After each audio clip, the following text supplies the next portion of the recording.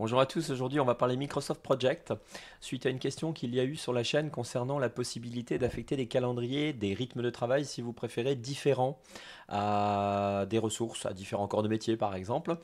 L'idée étant par exemple que certaines ressources bossent du lundi au vendredi comme la plupart des personnes, mais que d'autres bossent seulement certains jours de la semaine. Pour que ce soit bien visuel, je vais vous proposer de créer un second calendrier en plus du calendrier standard de Project qui va du lundi au vendredi.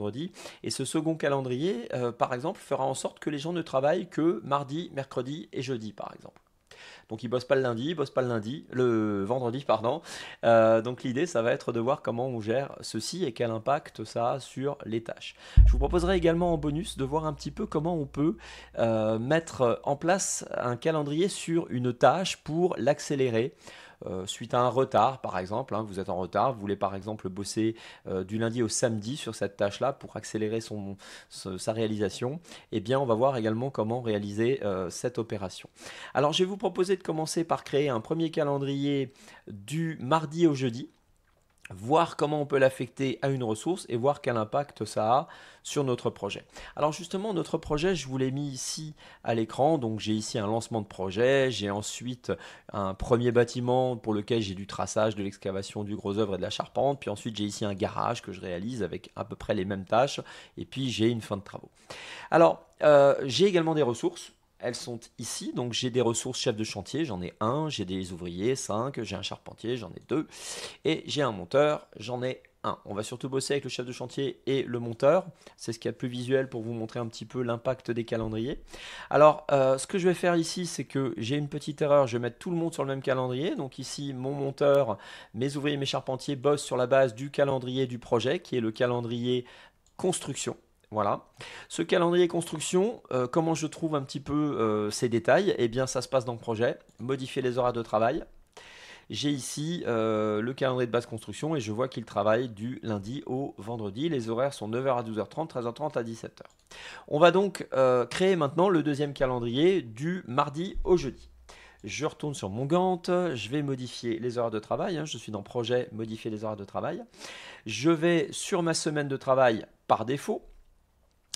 Et juste avant de la modifier, je vais d'abord copier le calendrier construction pour créer ce calendrier construction du mardi au jeudi. Je crée donc un nouveau calendrier. Je l'appelle construction mardi à jeudi. Alors je précise que je crée l'exercice en même temps que je crée la vidéo. Je ne me suis pas entraîné avant, donc il y aura peut-être des hésitations ou surtout des réflexions qui vont entraîner des hésitations. Mais en même temps, quand vous serez à ma place en train de créer vos calendriers, ce sera la même vie pour vous. Donc finalement, je pense que ce sera peut-être instructif en termes de ce à quoi il faut faire attention. Donc ici, d'abord copier le calendrier. On l'appelle donc construction du mardi au jeudi. Faire une copie du calendrier du projet. Donc ici, je lui dis bien de faire une copie du calendrier construction, ce qui fait que du coup, j'aurai par exemple les mêmes jours fériés intégrés, etc. à mon calendrier construction. Du coup, comme j'ai changé, il faut que je recommence. Donc construction mardi à jeudi. Je valide par OK. Et une fois que je suis sur ce calendrier mardi à jeudi, vous voyez que pour l'instant je suis ouvert du lundi au vendredi, je vais rentrer dans la semaine de travail par défaut, rentrer dans son détail ici, et je vais donc rendre chômé le lundi et le vendredi. Donc je vais sur le lundi, je le définis ici comme chômé. Je vais sur le vendredi, je le définis également comme chômé. Le mardi et le dimanche, pardon, le samedi et le dimanche sont chômés également. Il me reste donc le mardi ouvert, le mercredi ouvert et le jeudi ouvert. Je valide par OK.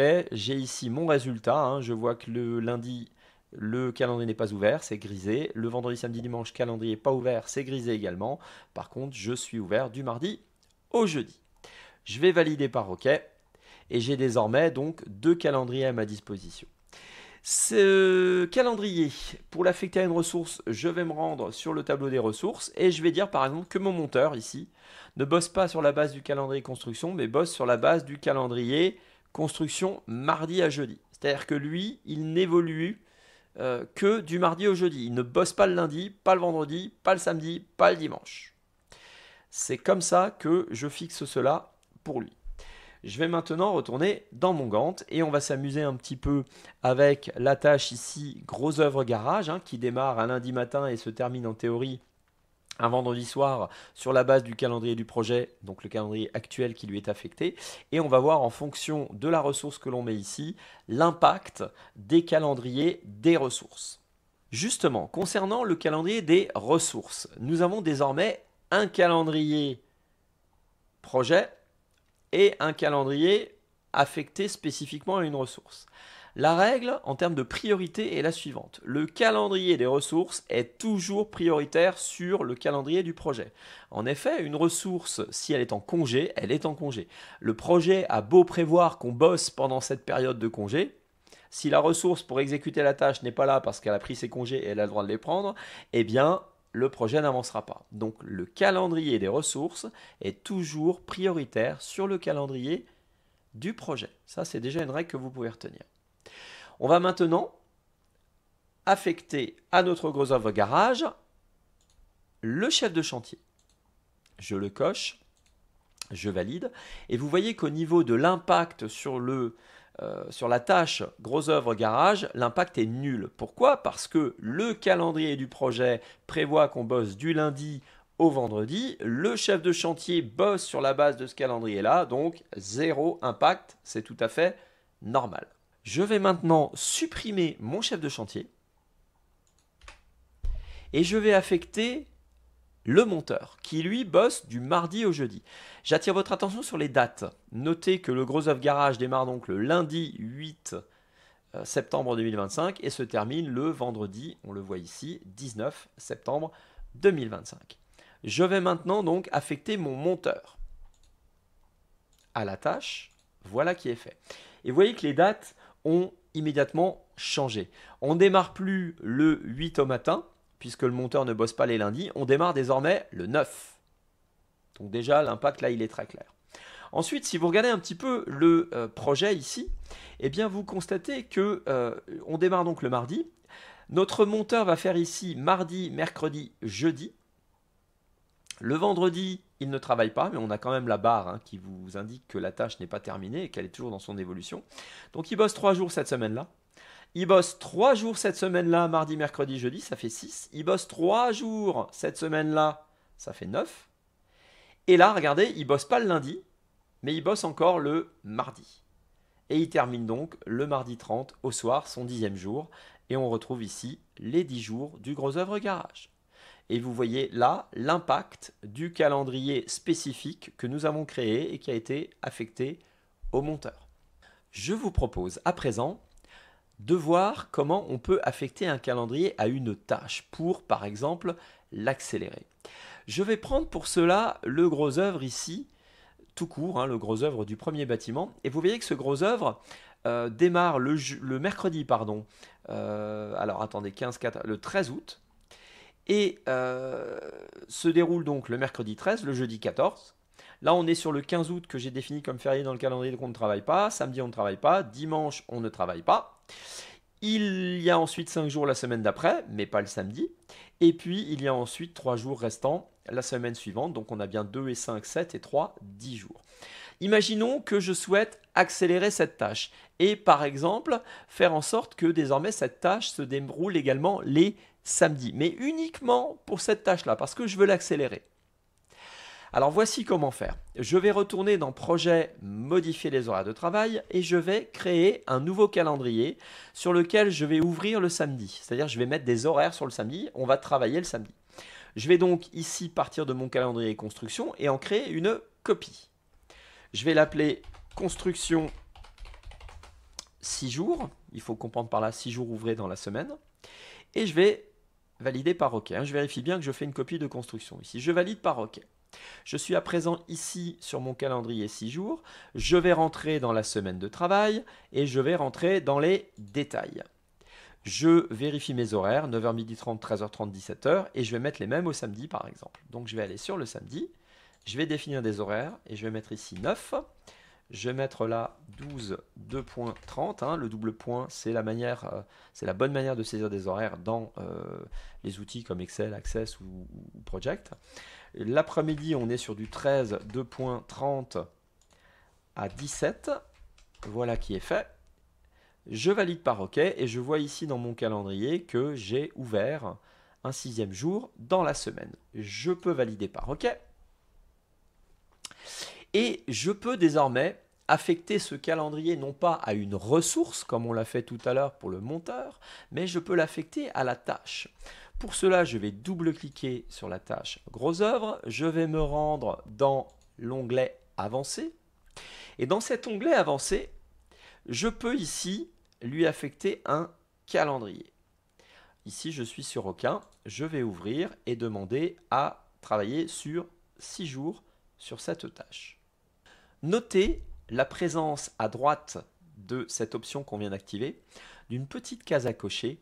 Les prévisions ignorent les calendriers des ressources. On en reparle dans quelques instants. Je vais valider par OK. Et j'ai désormais mon gros œuvre qui fonctionne a priori sur 6 jours.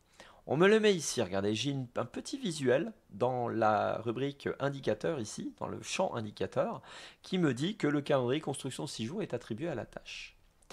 Du coup, cette tâche, vous voyez que les dates ont changé, hein, on a gagné 2 jours. On terminait le mercredi, on a gagné 2 jours puisqu'on a gagné un samedi et un deuxième samedi. Mais je n'ai pas encore de ressources sur ma tâche. Je vais maintenant mettre sur cette tâche le chef de chantier. Le chef de chantier, je vous le rappelle, par défaut, il bosse du lundi au vendredi. Je vous rappelle également un détail, c'est que, par défaut, le calendrier des ressources est plus puissant, il est prioritaire sur le calendrier du projet, mais aussi, par défaut, sur le calendrier des tâches. Et vous allez voir que quand là, je vais mettre plus exactement mon chef de chantier comme ressource sur cette tâche, les dates vont à nouveau rebasculer. Là, je termine le lundi 25. Voyons ce qui se passe quand je remets mon chef de chantier. Je mets mon chef de chantier qui bosse du lundi au vendredi. Je valide. Je suis reparti à la date du 27 août. Pourquoi?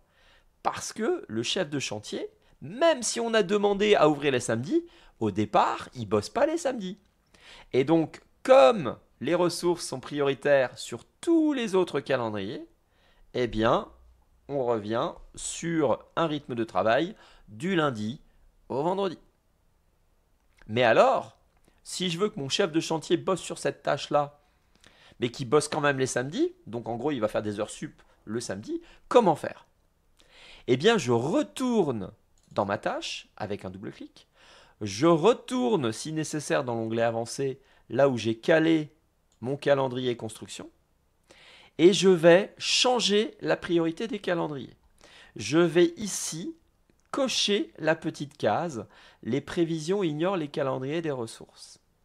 Cela signifie que je donne désormais la priorité au calendrier de la tâche et plus au calendrier de la ressource. Je change la priorité par défaut.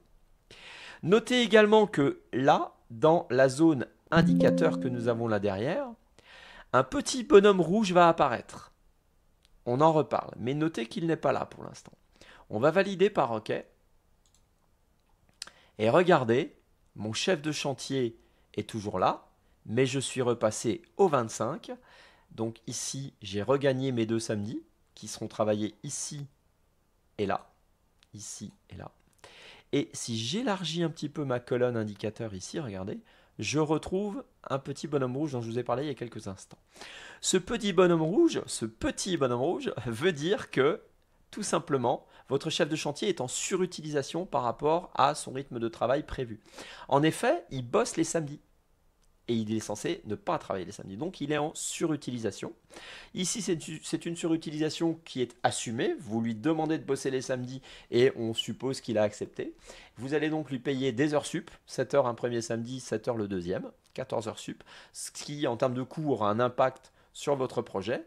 Par contre, vous souhaitiez accélérer la tâche, eh bien, elle a été accélérée. Vous avez gratté ici 2 jours. Vous avez gratté les 2 samedis sur lesquels votre chef de chantier va bosser désormais sur la base du calendrier de tâches que vous avez affecté à la tâche. Voilà, vous l'avez compris, les calendriers, c'est quelque chose d'assez complexe au départ. Il y en a donc 3 types. Calendrier du projet, calendrier de ressources, calendrier de tâches. Par défaut, le calendrier de ressources est prioritaire sur tous les autres calendriers puisqu'une ressource, on en a besoin pour réaliser les tâches. Donc si elle est là, la tâche peut avoir lieu. Si elle n'est pas là, on a beau avoir prévu de travailler, la tâche n'aura pas lieu. Et il y a un cas ici que nous venons d'étudier dans lequel vous pouvez changer cette priorité. C'est le cas du calendrier de tâches où on coche la petite case les prévisions ignorent les calendriers des ressources pour changer la priorité et donner la priorité au calendrier de la tâche. Voilà, vous en savez désormais plus sur les calendriers dans Microsoft Project. C'est une gestion qui, lorsqu'on l'a comprise, est tout à fait intéressante à mettre en place. Après, évidemment, les premières fois, vous allez peut-être un petit peu tâtonner. Vous regarderez peut-être la vidéo 2 fois, mais au moins, vous aurez, je l'espère, une solution. Voilà, et si la vidéo vous a été utile, je vous invite à mettre un petit pouce en dessous. Je vous invite également à vous abonner. Il y a des vidéos toutes les semaines sur Microsoft Project, mais aussi sur d'autres produits Microsoft et également sur d'autres sujets. D'ailleurs, on a des petites vidéos sympathiques sur l'intelligence artificielle notamment, qui est un outil que vous devez maîtriser aujourd'hui. Et en tout cas, en attendant de vous retrouver ici, je vous dis à bientôt.